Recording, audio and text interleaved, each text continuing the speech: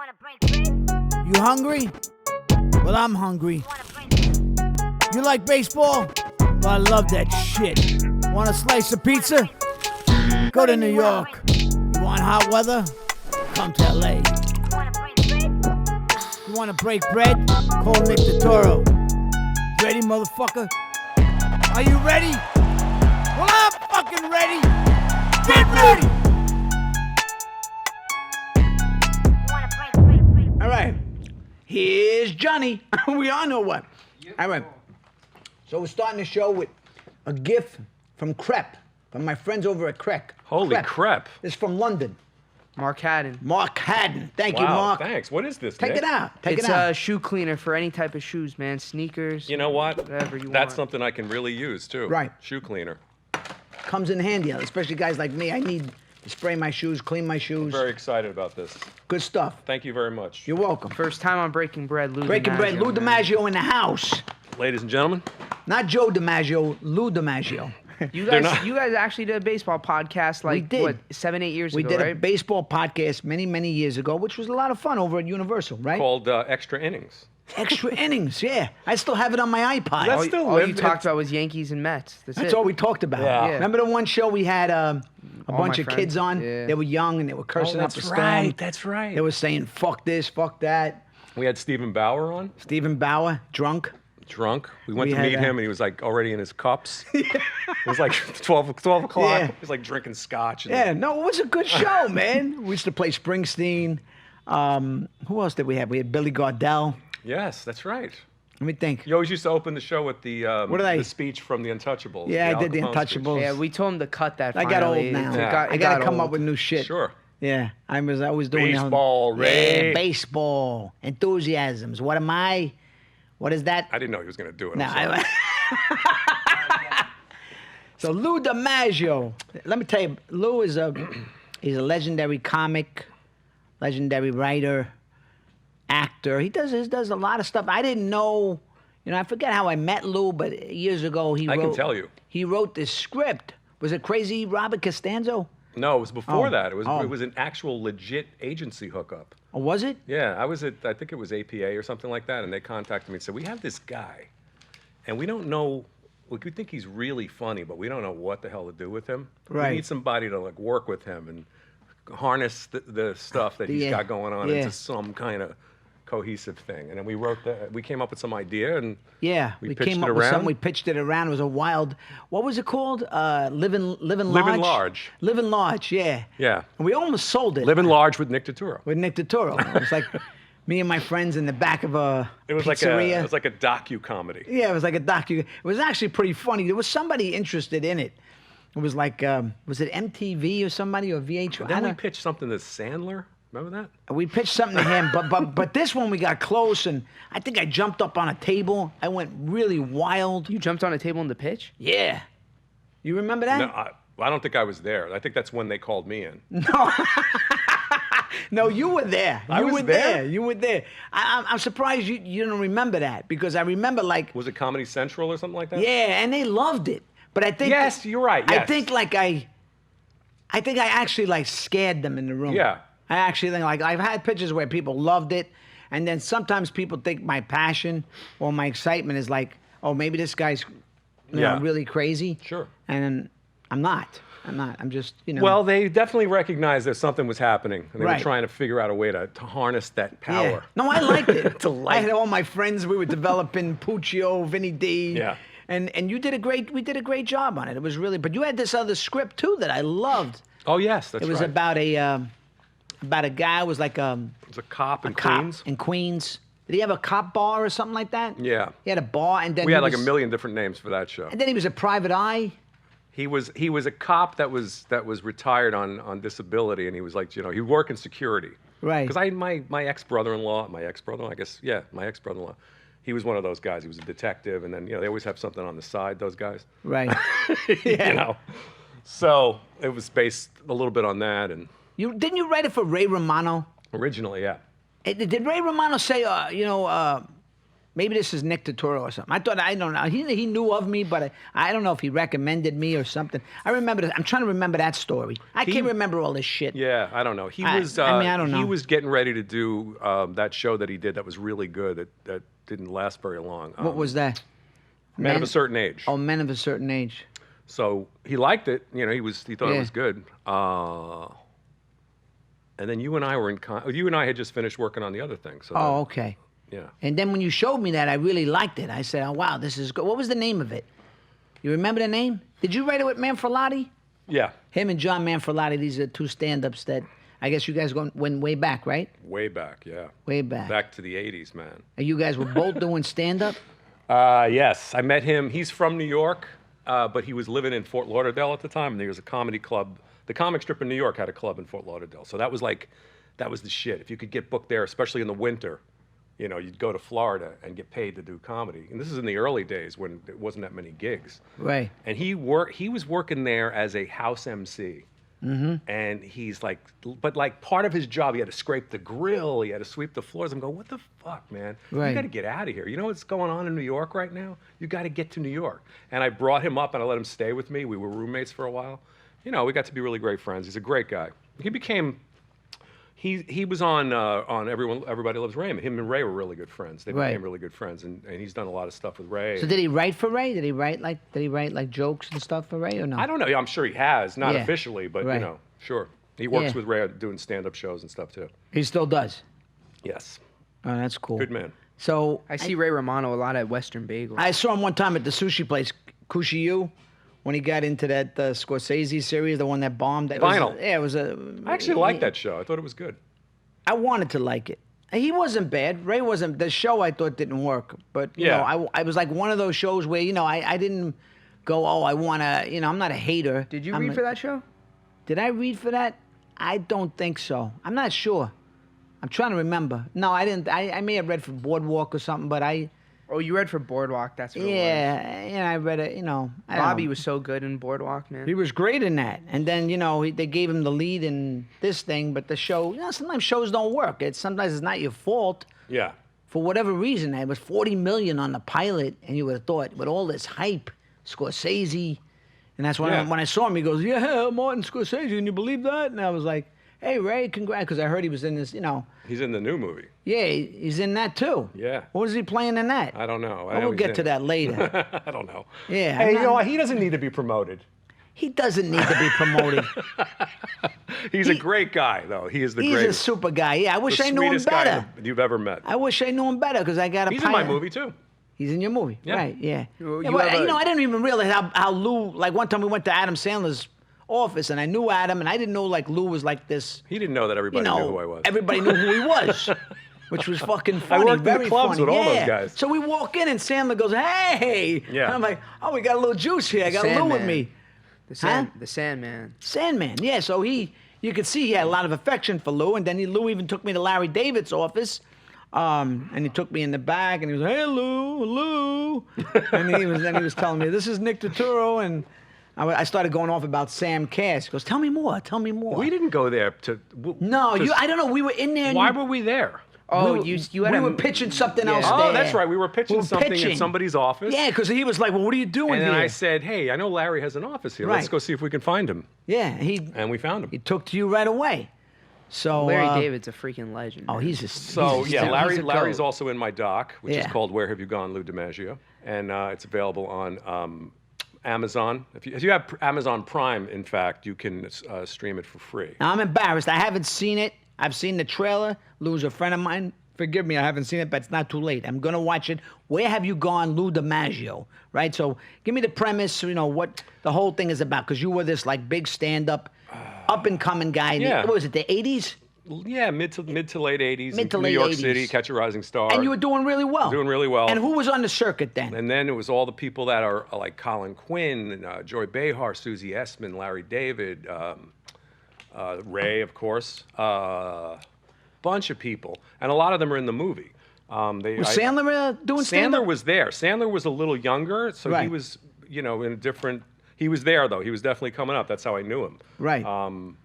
And you know, he ran with Chris Rock, and Chris was also there. I mean, he was so young; it was ridiculous. Was Seinfeld there? Yeah, sure. Jerry was there? Jerry was already like had already, you know, he was the pretty man much already. there already. Right. But he still was in those clubs, and he would come in all the time. So Larry David was a stand-up? Larry David was a very funny stand-up. Was he but funny? Larry David had an issue with.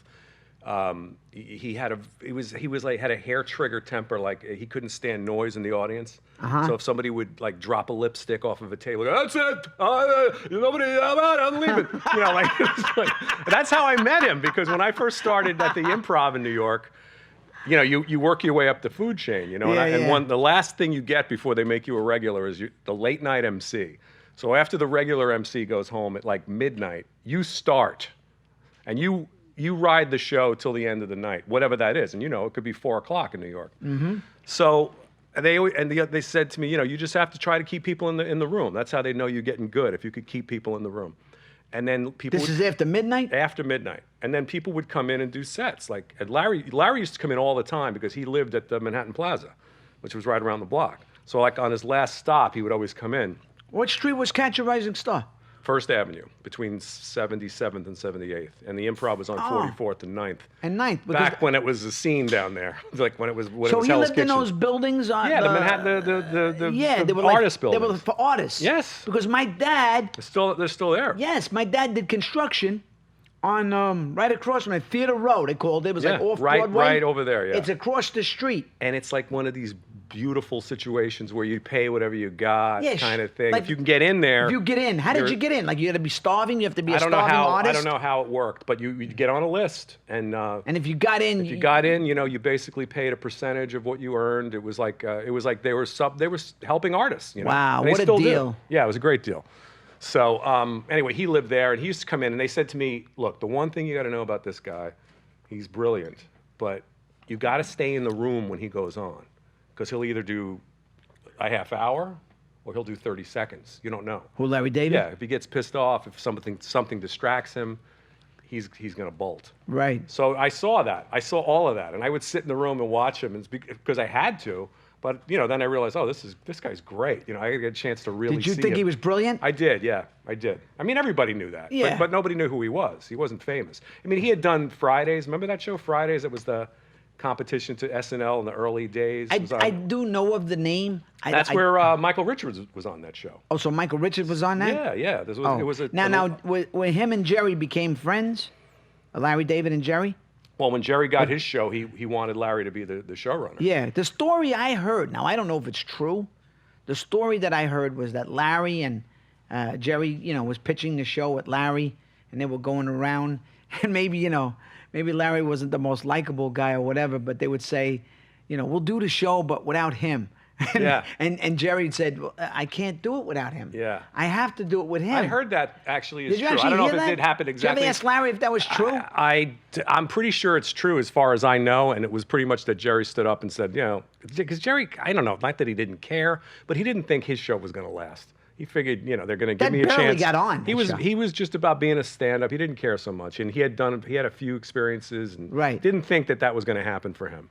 So he was like, if I am going to do it, I got to have this guy.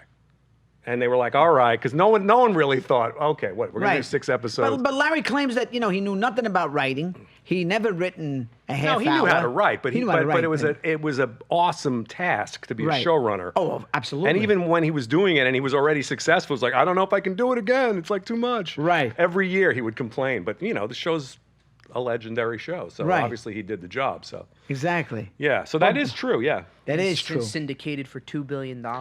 Yeah. Yeah, I also well- feel like in New York, it's like remember the way the Honeymooners used to be, that everybody used to watch that? Now Seinfeld is the show, right? Yeah, but the Honeymooners, you got to remember, was 39 episodes. I know. The Seinfeld is what, And 250? It's 1,000, you know, it's like thousands more. And I'm exaggerating. But lot more. Seinfeld has like, you know, hundreds of episodes. Right. So with the Honeymooners, when you say, you know, hey, Ralph, give me another Right, booth. we had that whole You know, yeah. series memorized. Yeah, that whole series was memorized. You know? I mean, there are lines from the Honeymooners that, you know, I don't care if And you meanwhile, burn. is it on? Do they still run that? What, the Because Honeymooners? it's so politically incorrect now. I don't see like a young audience. Yeah, we have it. I mean, you know, you could just Google it and watch it. You Yeah. can watch anything now. It's just weird how like when we were growing up, it was a thing to watch that every night. I mean, you remember know. like the Odd Couple used to be on. Odd Couple. Then after the Odd Couple, it was like the Honeymooners would come on. Yeah. Like, you know? like 11, 11:30. 10:30, 11:30. You know, you see that big face, the big moon. Yeah. Oh, it's probably one of the funniest things of all time. Were you on Curb, Lou? Yes, I was. Which season? I have a recurring role that I played a restaurant investor in season 3. Right. And I came back for a later season, same guy. But that was a really good season. That's when they were gonna. Larry goes in on a restaurant with Ted Danson and Michael York, and I'm like in the middle of those guys. Yeah. Like I'm supposed to be. I saw like they were some of literally having conversations, like maybe we should open a real restaurant. I'm like, yeah, I'm in. So give us that. Like, what's the premise? There's not a script, but there's a storyline, right? There's a very strong storyline. So yes, it's improvised. So what do you get? You get like a. Well, most of the actors don't get anything. You get anything? I remember Ted Danson got the storylines because he was like, I have to see it, whatever. But the way it usually works is the actors don't get anything. They're told, okay, we're doing a scene. Like, for example, we did the first scene I remember was we're sitting around a table. Larry comes in. We're going to talk about, we're thinking about bringing him in as an investor. And he explains all this. This is what's happening.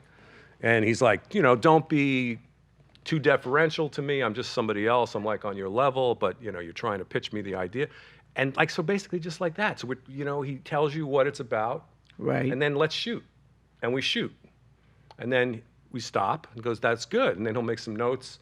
You don't have to refer to me that way. You could be more tough with me. Like little notes like that. And then you shoot again.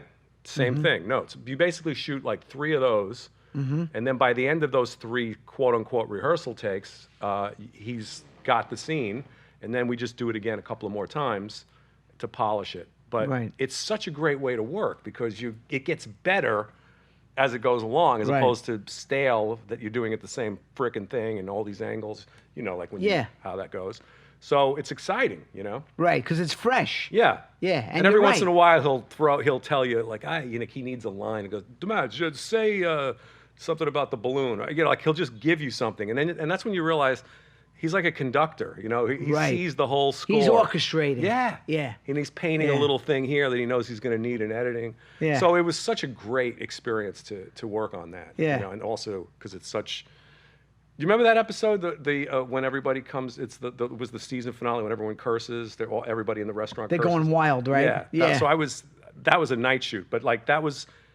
Up until that point, I thought it was one of the funniest episodes of anything I've ever seen. I was so, proud to be in it. Yeah. Yeah. So. Yeah, that's exciting. You know what I Yeah. mean? Because when you're in something when good, you're in you're something really good, you're like, wow. But the problem with it is that it's like Cinderella, Then you go back and you're doing other shit, and you're like, you're like, oh, but it's shit. like you have to put it in the right perspective. Because at least I did that, right? At least I did stuff, yeah, right. That you could. I hit that note, Alice. That's right. One time in my life. Remember that episode with the hitting the high note on the trumpet? Yeah, and he goes high up. Freaking brilliant. Meanwhile, man. all the wife beating references in that show now, I can't imagine. Oh yeah, I mean, he used to tell his wife he was going to punch her right in the face. Right. Yeah. Right? You can't do that shit today. Well, it's already bad enough. People are upset about Dave Chappelle's special, man. I haven't seen it yet. I heard No, it I was just watched it a pretty couple great. of times. It's great. I mean, I wasn't even a big Dave Chappelle guy, but now I've become. He's been on this whole comedy kick, so I loved it. I mean, You've been watching a lot of stand-up shows? Yeah. Yeah. We just went to see. We were in Vegas. We saw Russell Peters play. That's Oh. He's they become friends. So Okay. Yeah, really one night I went to the store. Not that I've hardly ever gone to the store, and I guess he knew I was in the audience or something. He goes, No, hey, he didn't know. But he didn't know. He didn't but know, and like he I put tagged something him on Instagram. Yeah, Am I supposed to wear this hat? Put the hat on, Lou. Yeah. You look like a made man. It looks good on DiMaggio. Look at that. Mets versus Yankees right there. That's right. We'll get to the Mets. But yeah, we're talking comedy right now. We went to the store, and then I took a picture of him, put it on his Instagram, and tagged Russell Peters, and he was like, "Oh, That's I'm what a he fan," does. Whatever. Did he have Oh, you saw him at the store. Yeah. 'Cause Yeah. I know a guy that opens for him. I didn't know who he was. How's And this? it turns out, put my shit on over here. Fuck around now, Lou. This is good. I like this. How you like these? I feel like I should be taking the Fifth Amendment on everything you asked. Oh, you like, you know what you want over here? You're like, what's it, Crazy Joe? Crazy Joe Gallo. Crazy Joe Gallo. Which I want to make a movie about, and I guess he's a character in the New Irishman, but... You're a very fucking- smart man. You got all the answers, but you're not giving me the right answer. I'm going to ask you again. No, I'm sorry. I used to do that in my act. He does. I'll tell you what he does great. And he'll do it for me. I know he'll do it because he likes to do it. He does a great fucking Robert Duvall. I do love to do Come on, it. give me a little Duvall. It's very quick. It's great. Godfather God- 1. Salazzo might be in the car, Sonny. I used to do that for Larry David. Yeah, give me one more. Stronger. Salazzo might be in the car, Sonny. Right. So you know that's This is business. Okay, strictly get out my- business, Sonny. Right. It's not personal.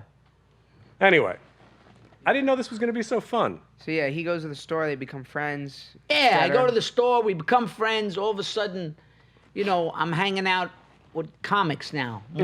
Yeah, well, it's fun. I do like it, and he's a nice guy, and I didn't realize he was that successful. I mean, not to blow my own horn, but comics are smart too. I'm almost embarrassed because I feel like half a moron.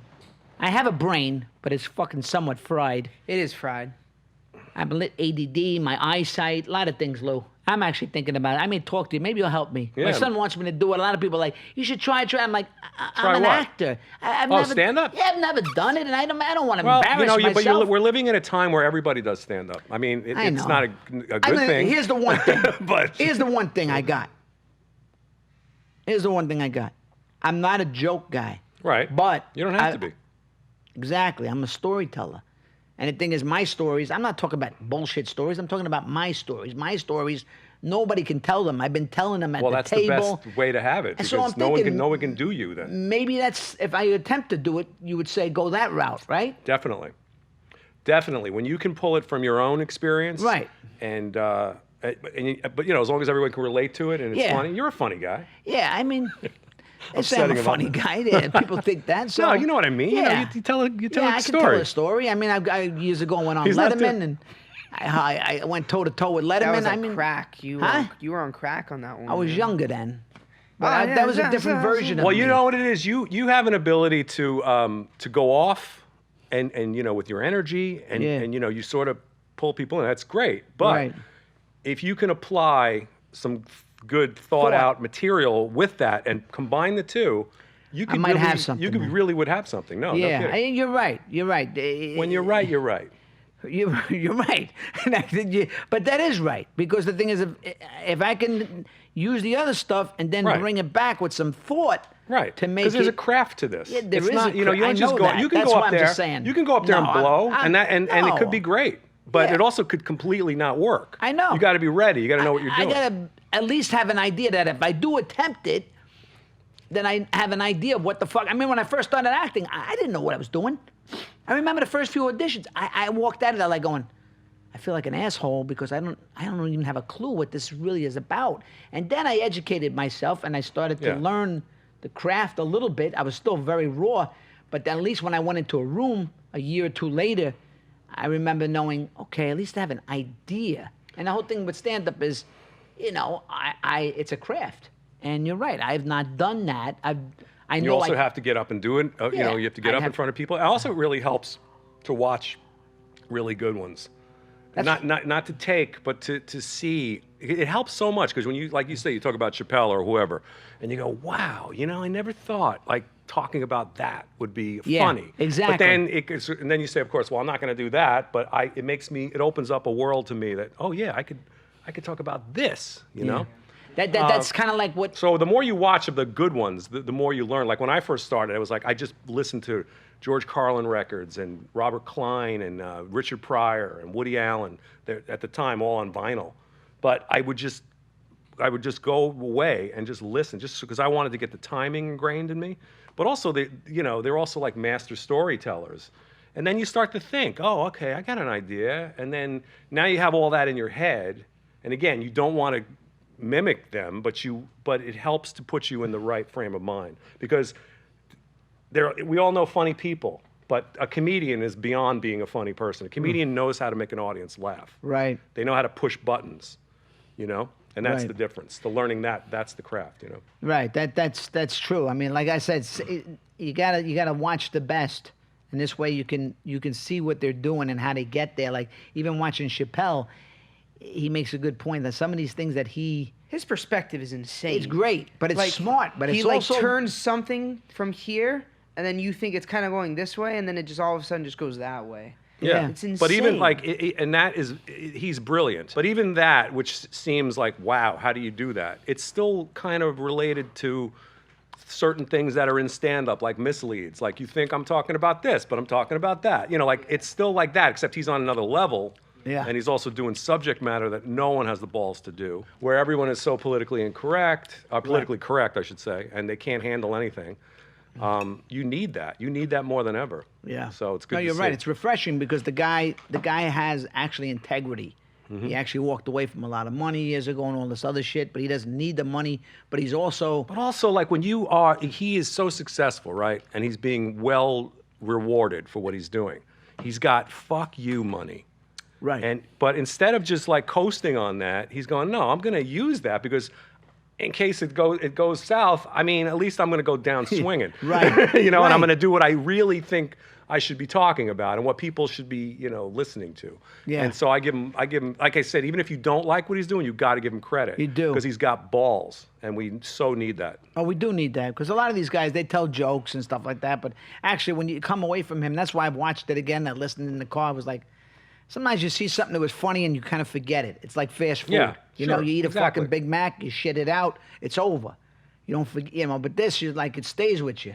And it kind Yeah, of resonates. exactly. And I was like, yeah, you should watch this one. It's really, I mean, the one he showed me before that was very good, He's too. had like 5 Netflix specials. Yeah, yeah. And The they're other all- thing they're- too they're is that all really good. he just gets up like most comedians, almost all of them, will take at least a year, maybe or sometimes more, to get an hour special together through the writing and experimenting and going to the clubs. He's just like, I got to talk about that shooting or whatever, and he'll get up within a few weeks and just do an hour. I mean, because he's at that place where he's like a jazz musician. I'm just going to get up and blow. Right. But it's going to be really good. Right. You know what I mean? That's pretty good way to put it. Yeah, mean, well, like I understand it because when I was at my best, I used to, you get like, also you get dependent on your material because it works. Right. But when you really want to test yourself out, you go up and go, I'm just going to go up. And Did you do that? I did. And that's when okay, you could be good at this because, you're either going to fall on your face, but if you do well, you're going to destroy because you're at such a level Right. of creativity that the audience can sense that you're like flying high, Yeah. And that's what I see is happening with him, that he's got the balls to just do that on that level. I mean, I'm talking about doing it in a little nightclub. He's doing it on a freaking TV special Yeah, to the everyone. level. Like, that is balls. You could still, you'll still grab a piece of your act or something like that, but then you'll go off. Right. In another direction. Or you might say there's something happening in the news or something, and you start talking about it. Yeah. And it's just letting yourself stay open to going, all right, I'm gonna go this way now. I'm gonna go Right. that way. I'm gonna, and Are you a fan of a lot of comics today, or no? Yeah, I mean, there's always Yeah. but it's like they always said. There was an old joke, like in the old days, there were 100 comics and 20 of them were funny. And then Yeah. there were 500 comics, and 20 of them were funny. Right. And now there's 100,000 comics, and 20 of them are funny. Yeah. You know what I mean? There's only don't get me wrong. I Right. mean, that's a big generalization. Yeah, but, no, I know what but you know mean. what I mean? Like the really great, the great ones. Yeah. Are always great. And That's right. They bring something special to it. Mm-hmm. So getting back to where have you gone, Lou DiMaggio? About you, you were an up and coming, rising comic, right? Mm-hmm. And you were, coming up at a time where comics were flourishing, and went to television, and it's like I don't understand what happened, like where. Well, you have to see the movie too. Yeah, I got to see the movie. but I mean, I guess that's what the movie it is was somewhat a classic, about, right? It was a classic kind of story of being at the top of the food chain at a certain level. Right. And then, I used to liken it to like rookie prospects. Like if you would have seen me back in the day, you would go, he's a Hall of Famer. Can't miss, double Can't A. miss. Right. Can't miss, And I came out to LA and I was, pretty much picking it up where I left off. I was getting on in the clubs, doing well, and I was starting to get acting work, and everything was going fine. And then it's just, I don't know if it was here or a confluence of events, but things just started to slow. It wasn't happening. It was like, I don't know if I should have stayed in New York where I was more, I can't figure that out. I can't, worry about it anymore. But Yeah. it just started to slow, and I started to go off into different directions, and I was restless, and I wasn't, I wanted to work, so I took writing jobs, and now I'm going down that rabbit hole. Right. And so I got away from the essence of it all for me that got me everything, which was stand-up. Right. And Because that's and then started after the a whole while, thing. you turn around and you go, I want to do stand-up, man. That's what that's what I set out to do, and that's what's gotten me everything. And that's And it's just so weird because when you're doing it, and I did it for so many years, you don't realize how freaking hard it is until you're not doing it and you watch other people and you go, wow, that's Right. pretty impressive to Right. get up there and do that. Then you you know? start thinking like, can I still do it? Yes, and that's what Am happened. I still funny? That's what happened. Right? So- That's kind of like what happened to you, right? Exactly. And at the time, I just had a chance meeting with a friend of mine, and we had this conversation. Right. But he was like, I want to make a movie about this. He goes, if you can get some of these people that you used to work with to go on camera and talk about it, you know, and then would you be willing to do it again? And I said, Right. yeah. I mean, under these circumstances, sure, you know. So that's how it all came about. And we got all these interviews and we got these big names to go on camera, which was the most fun in the world for me because I'm playing like this. I'm interviewing like these comics, but like from people you know, it's fun. Right. But also like when comics are talking to each other, there's like it's like a shortcut, you know, yeah, shorthand camaraderie language. there. You know what's going to make him laugh. He knows what's Right. going to make me laugh, whatever. Or the things that the buttons that we're going to push to get to the core of what we're talking about. It's exciting, and it made me just feel like if I could only just do this, I'd be happy, you Yeah. know? And so I got that experience of interviewing all these people who were people that I worked with, and some of them were really close friends, some of them were good friends or acquaintances, but the best part about it was that they all agreed to do it, and it was such an honor for me to be able to Right. for them to say, yeah, of course, we'll do it for you, and I thought that was the best part about it. Sure. Yeah, because that's their, that's the validation of what they think of you, and Yeah. that, you were a legit comic. You were a guy that was respected, and you got Larry David. Who'd you have? Ray Romano. Who else? Colin Quinn, Joy Behar, Behar. Susie Essman, Susie Essman. lots of people. John's in the movie. Wow. Yeah, so yeah, How long was the process? How long did it take you to make it? it took about a year to make it. About a year? We did all the interviews first, and then we stopped, and then I went out and started doing it, and we started documenting that, and that was What was that like? Well, first of I all, want to watch the movie, but what it was very it like? strange to have somebody following you around all the time with a camera. I know, like everybody thinks we're complete, ultimate, total narcissists, that we would love that, but it's Right. it's really kind of creepy to have people following you around with a camera all the time. Although some people like it. So did you go to comedy clubs? Yeah, I went to the store. Went to the store? I got a guy that would put me on there like at least once a month on his show, and that's pretty much. And I did other things too. And I was just Right. trying to get back into the circuit, and it was kind of amazing. It was a great experience. It was like I said before. I got to that point where one night I was just frustrated, and I wasn't really super happy with the way things were going, and I just went up and I just said, "Fuck it!" And I just started talking, you know, it started to gel and it started to kill because I was just going off that. I was in that zone, Right. you know, and after that set, I came off and I go, "Okay, there it is. You got it. You're back." Yeah. Wow, that's a great feeling. You know, and yet, you know, that said, I'm not doing it anymore. Yeah, well, maybe. But I got to the place. Yeah, but you went. I hit the note, You Alice. hit the note, Alice. You hit that high note. No, most of it was about just trying to figure that out. When we were making the movie, because the guy that directed it, Brad Coolman, is a great friend of mine, and he, you know, has his own company and everything. But this was his idea to do this. And he was like, well, I don't know, man. I don't know how we're going to end this. Where's it going to Yeah. go? What are we trying to do? And I said, it's a redemption story. It doesn't have to go anywhere. And you Right. know what I mean? I said, Rocky didn't win the fight. No. He went the distance. That's what I want to do. That's I right. want to get back up there again and do well and feel like I'm back. And Right. whether I continue to do it or I don't do it, doesn't matter. Doesn't matter. And that's exactly what happened. That's so right. that's what it's about. And you're right. It's almost like a Rocky story because in the original movie it was like, Stallone, he's on the bed and he has that great scene. He's like, it really doesn't matter. This guy opens my head.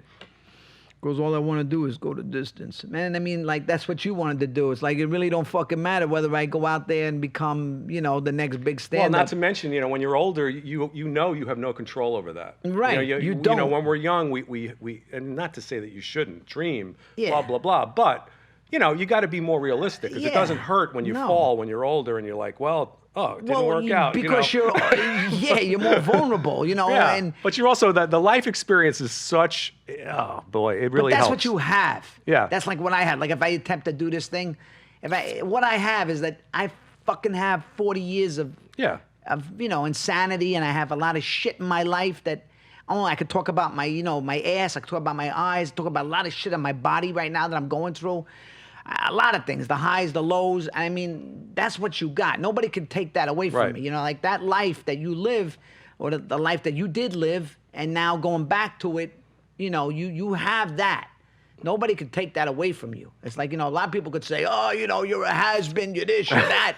I'm like, yeah, what the fuck did you ever do? Right. What did you ever do? Well, you know, the other thing. I mean, you did it. That's you that by did the it. way, is a really interesting point, because I was thinking too, like, is this sad story of, like, you know, is it about a has-been that never Nah. was? And I never realized, no, but you guys don't understand. You know how many great talents there are out there? I'm not trying to say that, There's what I'm trying, what Yeah. I'm point, and this is I know true with what you're saying. actors, Go ahead. this is true with comedians. There's a point at which it becomes random. Why people get successful. Mm-hmm. That's Why right. they go all the way or don't go all That's the way. right. But that doesn't take anything away from, like I said to you, if you would have been in that club in those days and you would have seen all those people, you go, that guy, definitely. That guy's... And there's other ones too Right. that you never heard of again. Exactly. But it's all about different circumstances and different things that. And maybe you didn't, for whatever reason, you know, people find their niche, they Yeah. find their shtick, they and find... a lot of it is my own Yeah. shit I have to Yeah. own. You know, like I could have worked harder maybe. I don't know. Who knows? Maybe you weren't that ambitious to be a star. Maybe there are I- some people that, you know, they'll kill you to make it. No, it's true. And I saw that. I saw that. And in order to really get that far, I have to say those guys that they got to be animals. I didn't I'm have not saying that. Larry's an animal, but there is an animal. You I got to saw have that that. savage in I you. saw that. Even myself. And I realized that I Like wasn't. this guy, he's more of a savage than me. I just wasn't that wanted type to- of person But that this would- guy, like, you know, I wouldn't just step over anybody. I couldn't do it. Right. I but wouldn't do it. A lot of those Doesn't people- mean like that's the only reason why it didn't Right. happen, but certainly that was an issue. Yeah. And I saw people that were like Well, there nowhere are- near as talented that would do anything to get successful. And Yeah, they- because and they're they did. killers. Yeah. They're killers. And then there are some people that are really, really talented and just, you know. So that's actually a part of the story that I also wanted to get out there, because people can relate to that. They can just Yeah. go, huh. Well, was that the message that you... That's you- one of the messages. One of the but like I messages, said, great. that and also the idea that you know, it's really a simple redemption story. It's about I want to just do it. You know, I want to get back to the roots of how it all started. And I was lucky enough to have somebody facilitate that for me. You know. No, man, I was happy to see that you had that movie out there because, you know, getting to And I'm know proud you of it. I think people should would be. enjoy it because there's a lot of good people in the Where do stories. they get it, Lou? Where do we find it? It's on Amazon. Amazon, It's also all right. available on iTunes. But it did well, right? It was in a film It did festivals. a lot of film festivals. It won one. Yeah. It did really well, but then it's the classic story of, oh, we got a really bad distributor and they went out of business and blah blah blah. Is that what happened? Yeah, of course. Yeah, but that's a classic course. story. That happens. But it Yeah. doesn't take away from the fact that you can still see it. Right. And you should see it because It's good. there forever. Yes. And the thing about it It is, lives. it's like I want to make the Joe Pepitone documentary. But the thing is, like, at least now your life is documented, and you can, you know, say, listen, nobody can. You told your story, and that's your story, which is great about a good documentary. Yeah. It's a good movie too. I mean, you know, they're movies document, and they're real. That's what makes it great when it's done well. And this sounds like, you know, a good 30 for 30, good documentary. Watch it tonight. Yeah, if We'll you watch it guys, tonight. if you like comedy and you Yeah. want to see some I like comedy. really good comedians, Yeah. talk about what it was like then, and also give advice about what you should do. Right. It's pretty cool, I have to say. Maybe he should meet Bentley Jr. Bentley Jr. Why? Yeah. Huh? Why? Why do you think? What? Because he wants to be a comic? Yeah. I'm Well, saying we maybe gotta he go should see some meet him. open mics. I too. know, but he should meet the guy. Like I don't. Yeah, he can meet him. This is what we do over His here. thinking makes no I sense. take a bite to of the me. sandwich? Take a bite of the sandwich. What do you got there, fucking Lou? guy. I have the turkey and provolone. I got tuna. Yeah, tell the people what happened to your Are diverticulitis you, again, man. Are you guys? Are God. they a part of your sponsorship? No, No. we're Well, actually. screw them. Well, No, I mean may- they're good. I may talk to them. You know what I should, mean? man. So not screw them. I don't think they really need. I don't think they need. I don't think they need much help. That's a fucking gold mine. I'm thinking about opening a pizzeria out here, Hey, but keep it in. don't worry about it, all right? I'm bringing back the red sauce that's gonna come. Pizzeria is gonna be next. I got fucking ideas, all right? I like got- how your son sits over there in the easy chair. He's like the man, you know. Mm-hmm. He keeps it going. He ebbs and flows. You know, you're like the. he's like the MC. You know, it's cool. Yeah. Thanks, Lou. I like you got the red chair. Is he on camera? Yeah, right we got a there. camera now. Oh, perfect. Yeah. Good. Because that's he's good. become It's a important. character in the show now, so kind of, Well, it's important though, because he keeps you like keeps me a little on bit track. sane. Yeah, because I have a hard time staying. Because that ain't easy, man. No, I know. I've done that. not easy being a. That's why I said we were at the Yankee Dodger stuff in the last day. Like, Oh, did you see what happened to me? No. he was on ESPN. Like, I blew up Sunday night about 2 weeks ago. On ESPN? Blew up. Oh, that's awesome. What I was in happened? the first- Oh, wait, was that the thing with Jock Peterson. Jock Peterson? There Yeah, was I did that, hear about that. But There he was flipped that. me off. There I was made that, a video and that then- went viral. And then A-Rod and Matt Vasgersian were talking about him in the ninth inning. I got up in the ninth inning with 1 out to go, and I'm trying to get all my Yankee fans. People think I'm yelling at Dodger fans, but I wasn't. I was telling the Yankee fans, get up, and I was trying to film myself. He had to clap at So I looked Kevin a little. Millar. I looked a little intense, and Matt Vasgersian goes, "Oh, there's a notable wacko Yankee." Fucking guy. But A-Rod defended me. My boy A-Rod Yeah. goes. I remember we used to talk about A-Rod all the I time. know. He goes, passion. He's got passion. I saw him here yesterday, 3 hours before the game. I went to every game, Friday, Saturday, Sunday. So A-Rod had my back. Him and A-Rod go back for We like go way whatever back reason. when he was on the like- Mariners, and I was at an All-Star game smoking a cigar with him. So we have like a little love thing, me and A-Rod. It's I remember funny. how you always used to talk about how you were the one that you thought you were the one that could get Yes, A-Rod going. I could have been like his therapist or something. I could have massaged him. A-Rod and- loves you, man. Yeah, I love the guy, man. I want to get him. I want to break bread with A-Rod. That'd be great before the postseason. Alex, if I could just have you for 20 minutes, 30 minutes.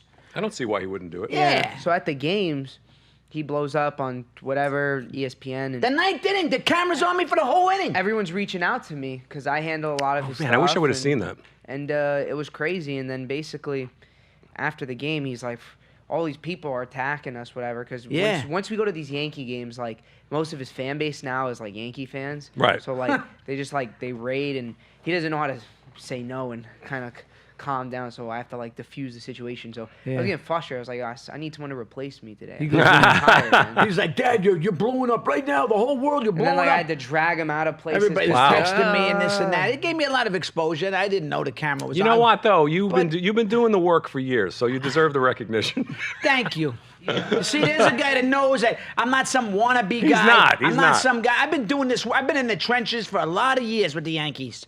A lot of years. And we'll get to Lou. I and know his it's Mets. very easy to root for the Yankees, but the way the way that he does is not. No, it's Yeah, not. It can be painful. You've done different passive I podcasts with that I'm stuff. working Just- when I'm watching the Yankees. It's like work, a pleasurable work, but I'm on every inning, on every pitch. I Yeah. probably watch about 140, 150 games a year. That's pretty, Someone who's depressed over a Yankees loss in a regular season game has serious issues. Not to mention like a team that's like, what do they have? 80 wins already? I mean, no, like, like 92. they're about to hit 100. They I'm just just have saying, like, so when he gets pissed off, like if they lost the other day, it's like, will you please shut up? Are you kidding me? They're gonna be like, they're winning the division, It depends. It depends on how they I know what lost. you mean. You know what I mean? It depends on can't- what's at stake. He was trying to explain to Dodger fans because the first night we blew them out, and he goes, "I'd rather be blown out than lose by one." And they're like, "Yeah, whatever, bro, right?" And then the next day we lost by one, and he's just like, "Fuck." No, Yeah. man." Yeah, I'm trying to make them feel good They were- psychologically. but I thought they- there was a dog over here. Some fucking guy sticking a plug out or a gun or some shit. I don't know who's making a move over here. Somebody was making a move on Well, the let me side. ask you: do you think that there's a good chance that the Dodgers and the Yankees will be in the World Series? I There think is a there's chance. a very, very good It's a chance. very that- good chance, and Dodgers will not win. No, the Dodgers will not beat. I think they Boy, won't if they beat lose the Astros. 3 World Series in a row, I'll tell you this, Lou, guaranteed. If the Yankees go to the World Series, if Houston goes to the World Series, Dodgers ain't beating either of those. They might beat Houston. No, they won't. They might. No, you know why they won't beat Houston? They might, You because- want to know why they won't beat Houston? Why? Because Houston has it. They just have it in them. If they get there, they'll finish them. The Dodgers don't have it, bro. I'm telling you. They're soft. The Yankees have They're shit soft. pitching, and they scored 5 runs against I them in 3 actually, games. you know who scares me more than I think could be a threat, even though they're kind of like a weird team. It's like maybe like the Cubs or somewhere like that. Like they're actually coming on they're now. coming too. on. They're finally getting it together. And they got like they got some guys that are stars that like, I mean, I wouldn't mind Yankees Cubs either, but Yankees Dodgers is well. Yeah. Actually, Yankees Cubs could be pretty damn to be good. real, I'm for safety purposes, I'd rather have Yankees Cubs because I'll tell you what. Then I don't got to deal with the nonsense here. You know, and all the hate here. If the All of a Dodgers sudden, don't, I don't know. You have to also think about the Braves, man. They are good. oh yeah, our boy They are Max good. Fried, Our man. friend Max Fried is 16-4. They are good. They're really as a Met good. fan, I know. But they're the Braves. They haven't won shit yet. So you got to win in the postseason. I'm Yes. telling Cubs you, have that pedigree. The Yankees, Dodgers have a Yankees or Astros will smoke the Dodgers, guaranteed. Yeah. I still love the sound of Yankees Dodgers because I don't know. Did you see my promo on Fox? I did a promo for the Yankees and the Dodgers. We'll have to send it to you. It's very, very good. Very good. I wrote it and then they shot it cool. because the year before I did one for the Mets Yankees. I don't know if you ever saw So that you one. you are getting like I'm doing promos. people are like that's Yeah, great, yeah, man. I'm doing They're promos. catching I want to be on. the Met version of this guy. They're Actually, who's they're it? catching Did on. you ever see Jim Brewer's stuff? He's Oh, Jim hilarious. Brewer's great. Man, he's hilarious. Oh, I love Jim Brewer. and he's also a passionate Met He fan. is. He's good. He's probably. like- I don't know if he's. Maybe he's close to me. I don't know if he's. I have to, but I think he's pretty legit. Yeah, I agree. No, he's I think definitely he's legit. pretty legit as a. All props I mean, to you Jim know, I Brewer. love some guys. They bring up celebrities to me. They go, "What do you think of this guy?" And I go, "Yeah, he's a good fan." I go, "I don't know if he's at my insanity level because I Right. don't recommend everybody." People that know you're legit, they know you're legit. Like Spike knows you're legit. They know. He's People. a- That's why they call me when it's. They. Well, they again, you know, like you- Lou said, I put the time in. You earned it. I earned it. I fucking earned I don't it. have So the it's mental like capacity I to mean, do the that. Yankees let me do an opening day thing, which was like a dream come true. The Yankees reached out and That's it was great. beautiful. I mean, I'd like to do one. You for almost the, didn't do it. I did it. Don't say I almost didn't do it. You were I like did it. tired. You didn't want to fly. Nah. Let's talk a little baseball here. Let's talk about Lou's team. The Mets, the New York Metropolitans. Now, This is Lou DiMaggio, a longtime Met fan. As up and down as they are, they still could always rebound because they're pitching. They have an outside shot Yes, right they now. do. Look. I don't know know if this they'll is get going to there. sound insane, but you guys, if you know baseball, you know if they can sneak into the last wild card with that pitching staff, anything is possible. Yeah, I mean you got Because DeGrom. they can hit too. So the problem with them is they never gel at the right time. They have no bullpen. But that's what killed you. But it's killing them. Like it's so bad. Like they have this freaking mean- Diaz, who they're like, oh, never mind Cano. We'll Why get- do you keep going back to Diaz? You know he's a disaster But it's the right same now. thing with the Yankees. They always go back to Luis Cessa. No, but the Yeah, other night but they were like, Diaz gives up 5 runs. And they go, that loss the other night That was was ridiculous. even for Met fans. I tweeted that's a rough loss. yeah, and they came back and won the next day. Big I deal. give them credit. Yeah. because they're still hanging in there. You know but what it is? They got these young kids, of course, led by Pete Alonso, who's a great, great, great guy, and obviously having a killer year. But also McNeil, the other one. They're like the heart and soul of that team. They've taken these guys that have been beaten down, Right. and they're really. I'm telling you, I'm feeling good about them in the future. They're going to You be good. should. You should. Where did Alonso come out of? I didn't hear nothing He about came out him. of their system, believe it or Yeah, not. but I did mean, you hear he was? As a yeah, Met like fan? as a Met fan, you would hear, oh, You they heard have about this him? kid, yeah, and then of course the Met fans would be like, what are they going to do? Are they going to trade him? Are they, well, how are they going to blow this? But they actually, Brody Van Wagenen, their GM, is an interesting guy.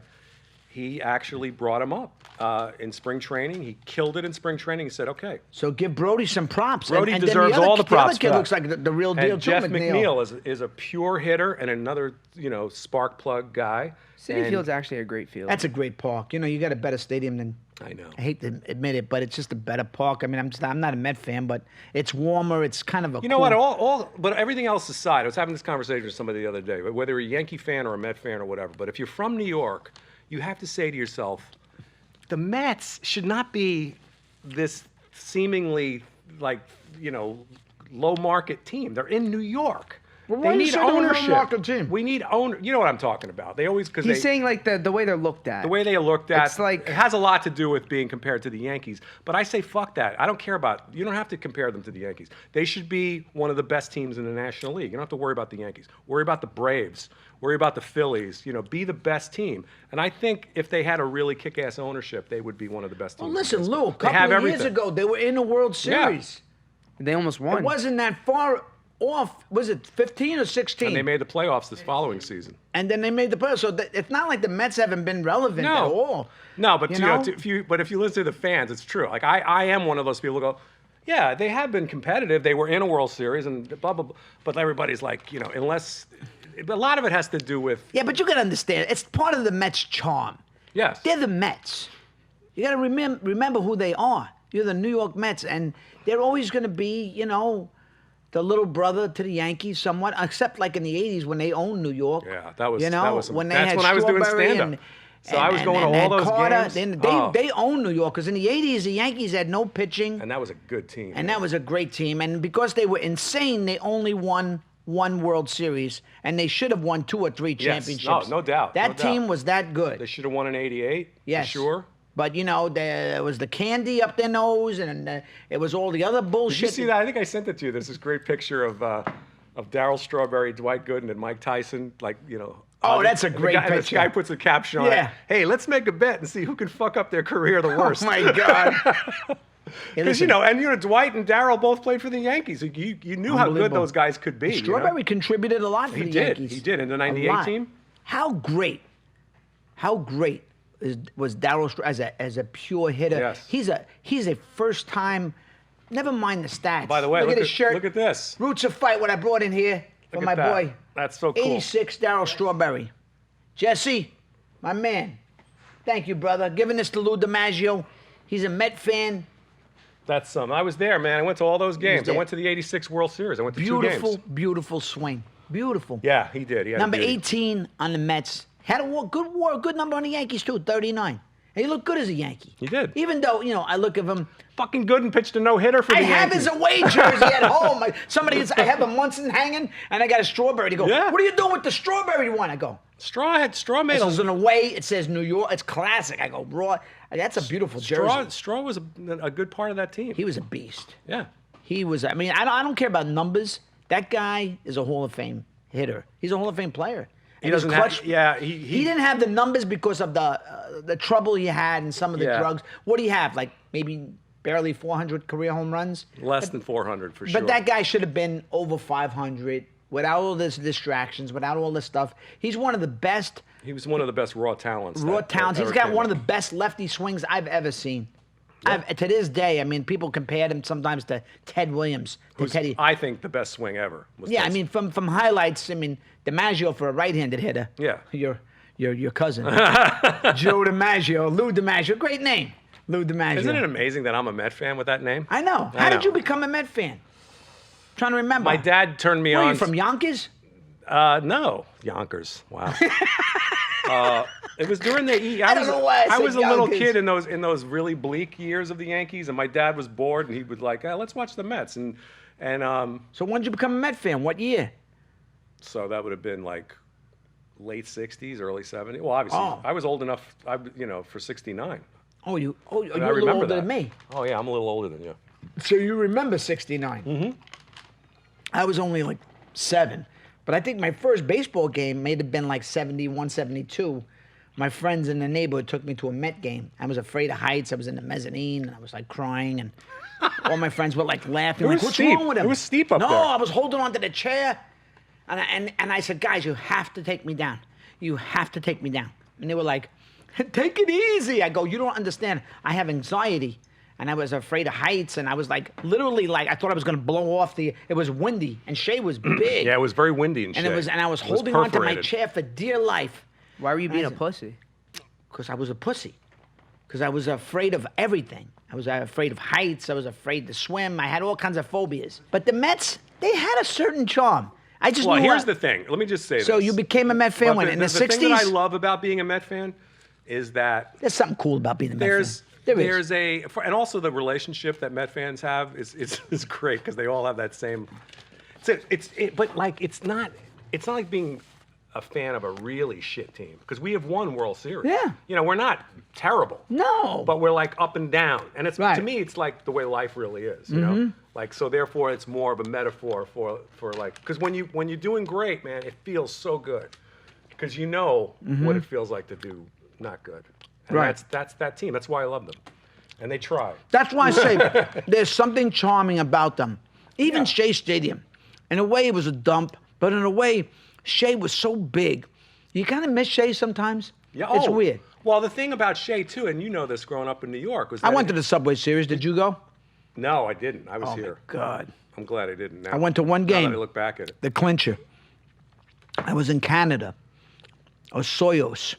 It was like 5 hours from Seattle.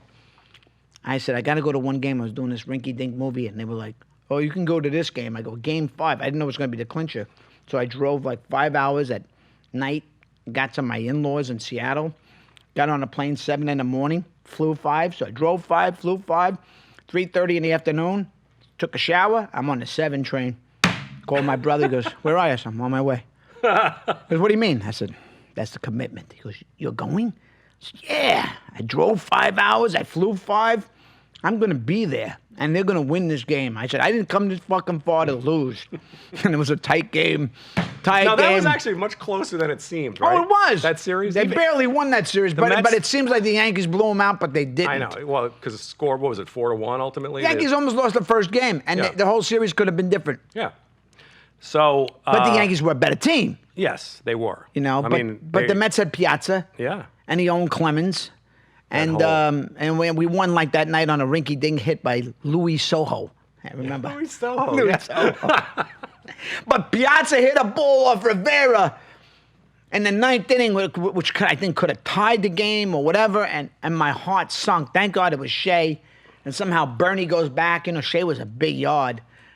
Yeah, and it was the ball they used to call it a pitcher's park in those days. Of course, now there's no such thing as that. No, anymore. now it's like these are like little league parks. Yeah, except San Francisco is not an easy park. Yeah, to hit but home most run. of them are jokes. Yeah. The new Yankee Stadium is a complete joke.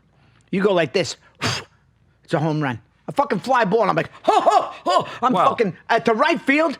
I can't stand it. Philadelphia is like that. The too. old stadium was right. It still had the porch, but it was somewhat legit. This is a joke. All the new stadiums are being built that way. That's part of the And now they say the ball's juiced, and I kind of believe it. Because they're hitting these pop-ups. They hit these high pop-ups, and all of a sudden, they're fucking home runs. Did you see that whole thing where Verlander got in trouble? Well, maybe he's not wrong. No, he's not wrong because he's a great pitcher. And he knows. He was knows. basically saying, look, I know what I do. Right. I don't give up that many home runs. He's right. So there's something. He goes, it ain't me, it's the ball. And like they didn't want to hear him say that, but it's true. Yeah, he but would it know. is true. Look, he pitched a no-hitter the other day. This guy knows what he's talking about. Listen, they figure out ways. They look the other way when. Do you know what? You're not aware of who owns Rawlings Baseball Company? Who? MLB, which means you have the quality control to do whatever you want with the balls. So if that's the company you use and they own it, they can do whatever they want. Mind blown. You didn't know that? No. The MLB, by the way, killed JFK. So you know. They fired a baseball at him from the grassy knoll. Really? Well, you know, this whole thing is, look, the reality is that MLB, for some reason, is paranoid about competing with other sports. Like, Right. Who the fuck wants to compete with the NBA or the NFL? I mean, the NFL's got concussion issues to deal with, and Yeah. they got. And I serious wouldn't want to be in depression there. issues to deal with. But baseball seems to be doing fine, right? But they have to keep pushing it. They're like, well, what are the kids like? Home runs, strikeouts, and so the game is not what it was. You know, it's not as good. I still not. love it. I'll watch it, but It's watered down. there's something wrong with it The right now. athletes in the sport, too, are on another level now. Like, They're so I've strong. explained to him, I was like, when you see these guys up close, look at Yeah. their legs. Yeah. That's where you generate the power. And Yeah. these dudes' legs are on another level. We were at Dodger Stadium, right? And we were watching Yankees take BP, and they're all big home run hitters. Then you see Judge hit, and he's hitting them out of the stadium. Like it's no problem. And I know. he's swinging like Unbelievable. 50%. Like, these guys are freaks. Lou, Well, you see Pete Alonso is pulling outside pitches. That kid's so strong. A ball like they're trying to, they don't want to pitch to him, so they throw him like a slider low and away. He goes like this and he pulls it. I mean, it's one thing to go the other way, which he can also do, but he's just like, he flicks his wrist and it goes out. Kids know. are freak strong. He's a monster. He's a monster. I You will met say- him, right? You met him? I did meet him. He's Nice a guy? sweet kid, man. He donated money to the firefighters in New York. Yeah. So good He for said him he would. still. So good That's for good. him. He seems like a nice kid. He's got a really both. nice kid, man. I was talking to him. I got the chance to meet him, and I was just like, Pete, you know, as a lifelong Met fan, I speak for everyone when I say it's so great to have you. And he's just like, let's go Mets. Yeah. Like, he's like that guy, you know? He's like, I'm just, whatever, all right, let's go. Let me ask you something. You've been a Met fan for what? 30 years, 40 years? Let me ask you do you have 5 favorite Met games of all time? Games? Yeah, well, games that you remember, like postseason Well, games. number or one they is- can be postseason games. Number 1 is Game 6, of course, of the '86 World Series. And number 2 is Game 7, which I was at when they won the World Series. So Well, that was Game like, 7, It wasn't as good of a game, but it was was still, kind of. it would have been a They good, were down 3-0 or Yeah. something, but it was anticlimactic because after that miracle, Everybody knew. Everybody the knew. Mets are winning this But game. they almost blew it. What? The seventh game. It wasn't until Ron Darling, of all people, he wrote a book about They it. got him out of there. They got him out and they brought Sid in, who Yeah, was, Sid was clutch. Was clutch in Yeah, that game. Darling but was Sid soft. Anyway. So you put game 7. Well, because Wait, I get it. I'm thinking as I All go. right. I'm thinking as I go along. Let's make it postseason game. So you had 6. 6 has got to be top choice. Yeah, 'Cause that's an incredible I was in the baseball coat game. room at Catch a Rising Star that night, watching it on a Sony Watchman. Which, I was 6? in Game 6 of the '86 World Series. Oh my God. And Can you go through the ending? Do you remember the 2 outs and what happened? I just remember There was 2 outs, nobody on. I remember Keith Hernandez coming to bat. They were still down. I think there were two men on. Keith Hernandez flew out. Are you talking about the end of the game? I'm talking about. Oh, 6? I'm talking about game 6. Oh, Game 6. Oh yeah. So So they're 2 outs down. Gary Carter singles. Okay.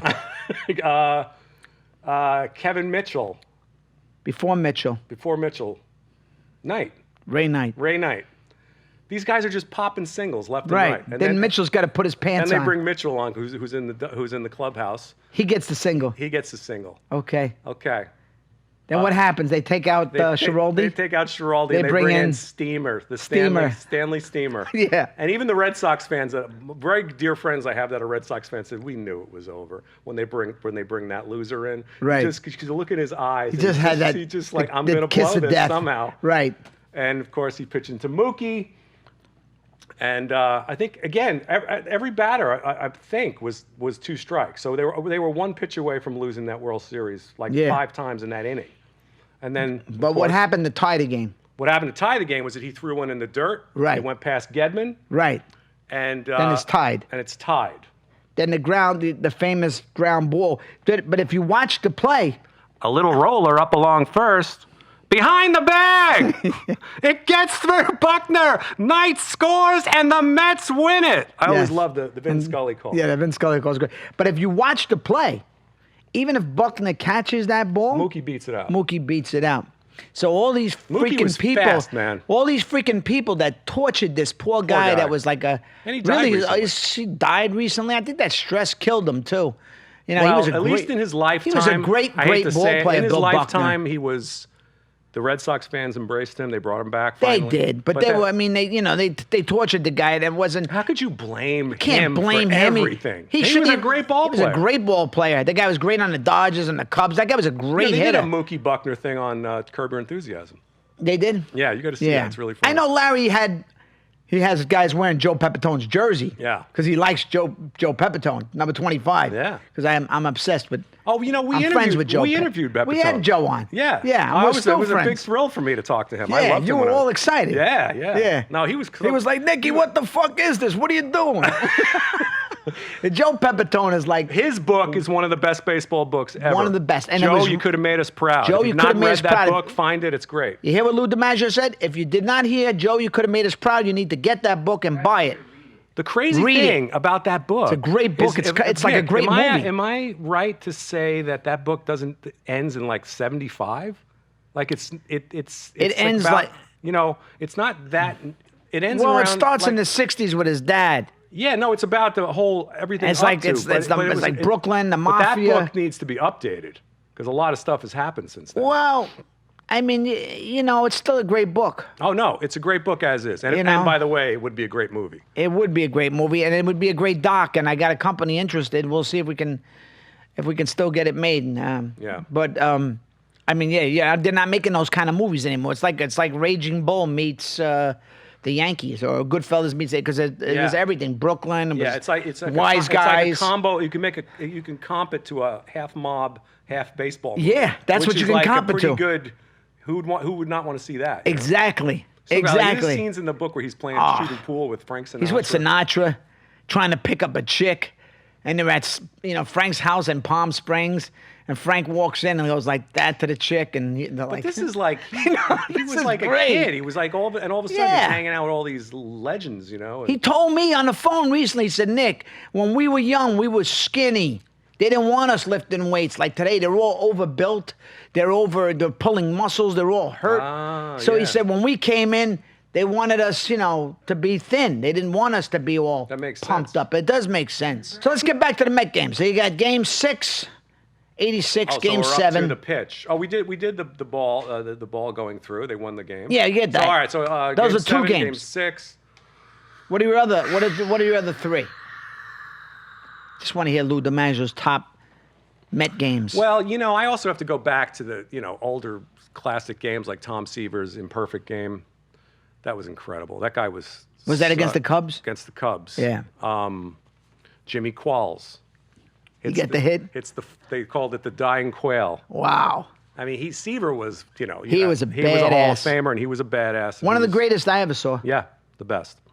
And a pretty good Yankee announcer. Wasn't bad. Right? With Rizzuto. By the way, when we talk about booths, that's another thing the Mets have over the Yankees. Gary, Keith, and Ron. That's why even when the Mets suck, I always watch their games because I'm hanging out with those guys. It's like they're my friends. Yeah, they're okay. They're good, man. They're good, but you know what's missing? You know what's missing in the booth? I'm asking you. You should know how to answer this. What's missing? What's missing in these booths? You being a comedian, what is missing in the boots? Well, what? No, answer the question. What is missing in the boots? One word. Humor. But I get that with those guys. Come on, Lou. It may be accidental because Keith says stupid shit. Yeah. But I know, but like the way Rizzuto was. He wasn't intentionally funny. He was funny. But he wasn't intentionally funny. No, but you can't. Rizzuto. But we have that. Keith Hernandez, they do a good job, but you can't put him on the level of Rizzuto. No, but it is funny. Because the thing with why Rizzuto was funny. Love Rizzuto. I ever tell you the story when I met him? When did you meet him? I was in Boston with my friend Ken Ober, and Ken was a big Red Sox fan, and we went to Boston to see a Yankee Red Sox game. And we're walking through the North End, in the Italian section of Boston, and we're walking, and I do one of these double takes, and it's freaking Rizzuto. What year is this? This is like 85, maybe 84, something like that. So I go, we got to go say hello. Right. I mean, I can't never pass. You got to say. You see Phil Rizzuto. So I go. So it's in the 80s. He's sitting in this restaurant with his wife, Cora. The North End? Cora. Oh, he's with Cora. He's with Cora. Yeah, that's his wife. So I go, Phil, I just wanted to say hi, big fan of yours, and blah, blah, blah, blah, blah. It's my friend Ken, He goes, oh, thanks, fellas. It's nice to meet you. So I'm, just a little chit chat, and all of a sudden, Cora goes, Phil, why don't you invite the boys to sit down and have some iced tea? Cora does this. So we sit down, and then for an hour and a half. Was it awkward? No, it was great because he just started telling baseball. That Jimmy Pearsall, he was a huckleberry. I just have like these flashes of him talking about baseball. That's it was like a beautiful, magical moment. And then at the end, we were very conscious about not, taking too much time and all that. So we're like, Phil, we're going to get going. And he goes, hey, you fellas need tickets to the game? Like, nah, we're good. We got tickets. He goes, okay.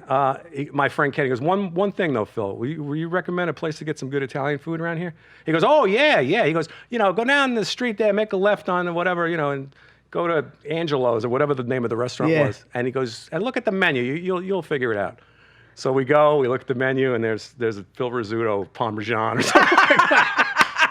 He probably owned a piece of it. It was such a great experience. Oh, my God. So this was, and the Yankees were in Boston? The Yankees were in Boston. Wow. And it was we went to the game, and it was a classic Yankee Red Sox game, like 10-9. Balls are bouncing off the monster. And I think that was the first time. Was it 84? 84, 85, something like that. Yeah. But met Phil.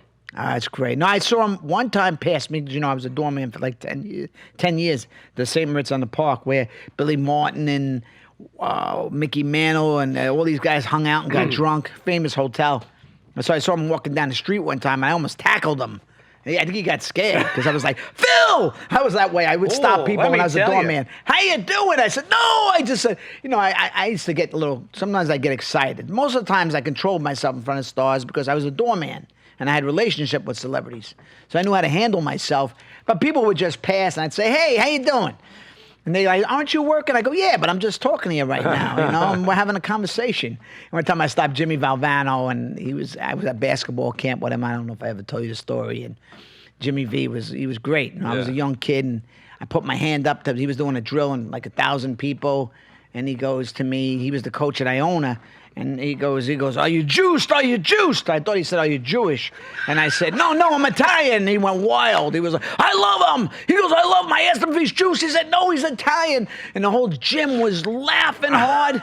And I didn't know what I did. I didn't I would do things. That's comedy. If you know what you're doing and you get that laugh, that's the difference. But that was when I knew. I said, well, maybe I have like some sort of. He's not paying attention. You know, whatever you just said. Well, you can watch I heard you. You can watch it back. I heard you. That's not true. I heard you. But anyway, that is comedy. But you're good whenever. Huh? You're good whenever. Yeah, no. So, but we a couple of more games I wanted, but that's all right. Favorite Mets? Give me your favorite 3 Mets. 3? Yeah. Just 3 I get? Give me 5. Give me All right, 5. 5. Mets. Tom Seaver. Tom Seaver. Number what? Number 41. Okay. Got to name the number 2. Tom Seaver. I'm gonna go close. I have to go to now. Well, let's see. So Tom. I don't care. It could be any time. Could do now. Could do top 5 Mets. I gotta say David Wright. Love David Wright. I like Class of the David Wright. organization. What was his number? 5. Good number. Great Yeah, player. great player. Sad ending. Very similar Yes. to Don Mattingly's situation. Kind with of, the yeah. spinal stenosis. Yeah. So I got Seaver, Wright. I got to put somebody from '86 in. Oh, you have to. And Who was your favorite Met? my favorite Met in those days was Keith. Was I Keith? loved Keith Hernandez because he brought the winning. He was a attitude. winner. He was a winner. Yeah. And then Mets just never had a guy like that for No. like 10 years. He changed- since Seaver left. He changed the Well, feel of the team. they always Like when the like- Yankees acquired, they call him the Warrior, but when they acquired Paul O'Neill, he before Jeter and all these guys, O'Neill started that Yeah, shit. O'Neill is one of those he guys. was one of those. And Keith Hernandez, they got Carter, he put him over the top. Like when the Yankees got Yeah. Reggie. But it all started with Keith Hernandez. His mentality, you're right. General. Number, you know his number, right? 17. 17. Of course. Lou's a good fan. I'm not questioning I'm- Lou's validity. yes. But I like to just hear it. Now I'm like, I could pick Gooden and Strawberry too, but like because of what happened with them, it's sad. But I love Strawberry, but I don't know why. Maybe because he was a I Yankee. love Darryl. I was a huge fan of Darryl. Yeah, I love followed his Strawberry. career all the way. How about Backman? Did you like Backman? I love Backman and Dykstra, but Dykstra's. They're You both should get insane. him on the show. But those guys, man, they were wild. something. I might. That's Those a good guys were idea. like the Gas House Gang. They were like. Have you real- ever read that book? My friend Jeff Perlman wrote about the the bad guys. Yeah. It's a good No, book. That team was fun. Man. That's insane. That team. Yeah.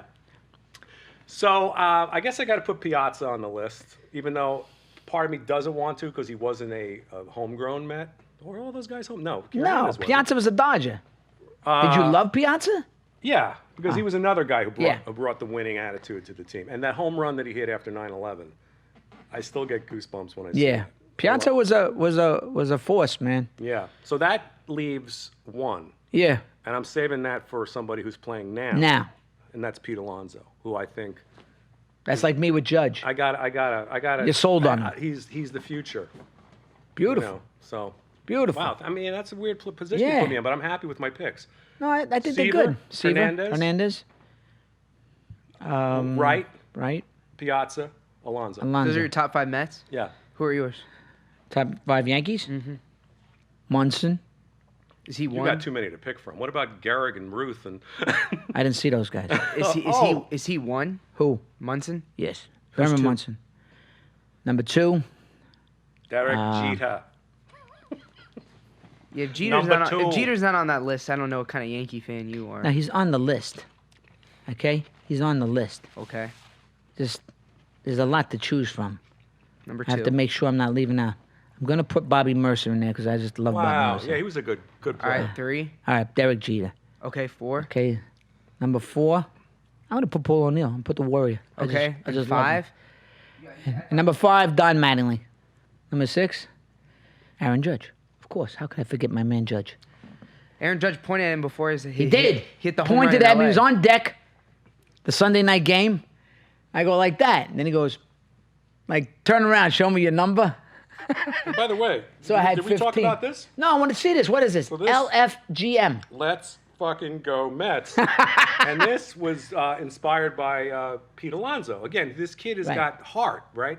So the Mets were starting, they were climbing out of that freaking hole they were in. The and abyss.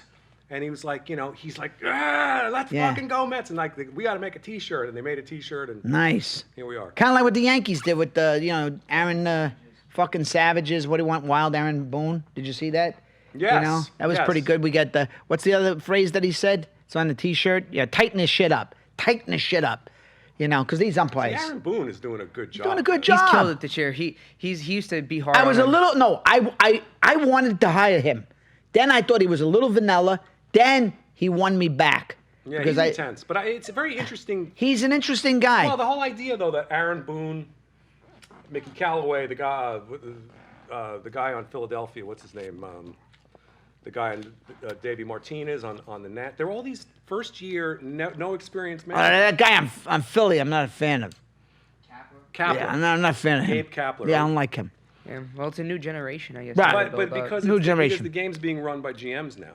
Those guys are just Yeah. token buttons. They're like figureheads now because Yeah. these guys that are like. But you know what? The hardcore Met fans are saying. I personally don't have a huge issue with Mickey Callaway. I think he's doing okay. Gonna use it as a towel now. No, I think. Can I have a receipt with that? No receipt. Roots so- of fight, baby. But Look at this, but Pastine. you know what the Pastine. You know what the hardcore Send some Met fans are fucking trying money to do? over here. Nick, they're trying to get Girardi. You can have him. Who, the Mets? No. Oh, there were some fans that would like to get Joe Girardi. Girardi's a good manager. He wasn't my cup of tea, but Who he's a would good want manager. Joe Girardi? People want Joe. He's a good baseball man. He's just tightly wound. The problem with Joe Girardi is he's completely why they went to what they did. Yeah, wrong. because he doesn't want to deal with GMs. Joe doesn't, Joe, to his defense, I didn't realize that Joe didn't have, was fighting with these people because Right. they have all of, like Billy Martin, those guys, they couldn't manage today. No, Even no. a guy like me, I would get fired. Joe Girardi is like a Billy Martin today, like a Kind you of, know yeah, what I mean? kind compared of. to the way they do things. Compared to these new guys and all these, what do they call them? This whole thing that they're doing, the cyber, what's it called? sabermetrics. Sabermetrics and all Analytics this. department. Analytics are too much. Well, the Yankees are very big. They're on good that. at it, but I mean, even the shifting, it drives me nuts. I hate the shifting. I hate it. I really hate it. But this is what's going on. Don't You be know? shifty. You hear that? It's a good way to end, right? Don't be shifty. And Mets make the playoffs?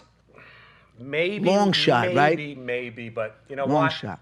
I hate to say this because it's such a low bar, but what is it? September? What's today? September 6th? Yeah. We're still in it. We're relevant. That's good. That's good. That's good. I don't think we're gonna beat the Braves. But Yeah, you know what? I don't know. We got I think the Mets are going in the right direction. trending They're right. trending right. And Mickey. it's good for New York. I mean, it is good for New York. You want to see the Mets not suck. I'm not a Met fan, but I like to see them relevant. And I if don't want they're- to see the Yankees suck either. No, of course not. And Unless they play the Mets. right. So Lou DiMaggio, thank you very much. My it was pleasure, a very Nick. good show. Good to see you, man. I look forward to watching Where have you gone? Where Have You Lou Gone, DiMaggio? Lou DiMaggio. Amazon. Amazon, baby. All right? And enjoy the rest of your sandwich. Thanks.